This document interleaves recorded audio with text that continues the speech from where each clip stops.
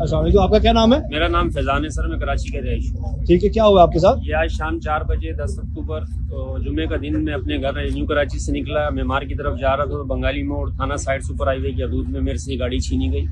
तो रिवो डाले के अंदर 5 अफराद आए थे। चार रंग था रिवो डाले का? ब्लैक कलर का रिवो डाला था 0 मीटर। तो उधर से गन पॉइंट पे मेरे को रोका गया। पुलिस की कैप पहनी हुई थी कि निशानदेही करा रहे थे कि हम पुलिस वाले हैं, आप गाड़ी की तलाशी दें।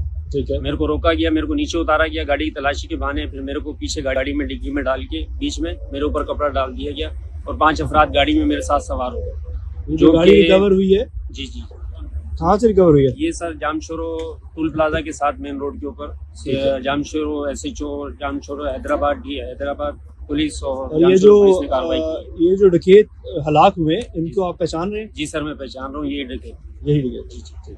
आपको मुबारक हो, ये गाड़ी आप दोबारा देखें, यही गाड़ी आपकी? सर यही गाड़ी, ये नंबर प्लेट है। मेरे को गाड़ी में बिठाया हुआ था, मेरे सामने इन्होंने अपने बैग में से नंबर प्लेटें निकाली। दूसरी असल नंबर प्लेट दिखाई और इसका गाड़ी का गाड़ी नंबर में असल नंबर प्लेट पड़ी हुई है। वो क्या नंबर था? BQR 209। वो इन्होंने नंबर प्लेटें चेंज। ये रखो, ये नंबर लगा